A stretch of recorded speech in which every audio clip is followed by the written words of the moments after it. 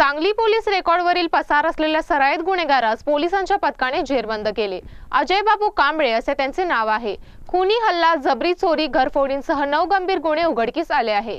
सांगली मिरज रस्त्यावरील भारती हॉस्पिटल जवळ ही कारवाई करण्यात आली। दरम्यान कारवाईनंतर एलसीबीच्या पथकाने आणखी 2 साथीदारांना अटक केली। बापू उर्फ विश्वनाथ दिलीप काळे वय 30, गेंडा उर्फ आकाश संतोष जाधव राहणार वाल्मिकी आवास अशी त्या दोघांची नावे आहेत। पोलीस रेकॉर्डवरील पसार असलेल्या सराईत गुन्हेगारास पोलिसांच्या पथकाने जेरबंद केले।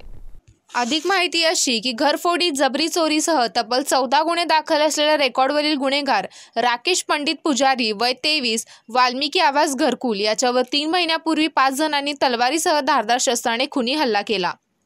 चोरीच्या सोन्याची वाटणी आणि पूर्ववैमनस्यातून हा हल्ला करण्यात आला। तेव्हापासून संशयित अजय बापू कांबळे पसार होता। पोलिसांनी त्याच्या शोधासाठी पथके तयार केली होती। अजय कांबळे हा भारती हॉस्पिटल जवळ थांबला असल्याची माहिती सहाय्यक पोलीस निरीक्षक रविराज फडणीस, पोलीस प्रवीण यादव, सूरज पाटील यांना मिळाली। त्यानुसार तातडीने सापळा रचून त्याला अटक करण्यात आली। अजय कांबळे त्याच्याकडे चौकशी केली असता त्याने साथीदारांसह राकेश पुजारी त्यांच्यावर खुनी हल्ला केल्याची कबुली दिली। सखोल चौकशी केली असता त्याने साथीदारांसह ग्रामीण पोलीस ठाण्याच्या हद्दीतील 2 घरफोड्या केल्याचे समोर आले।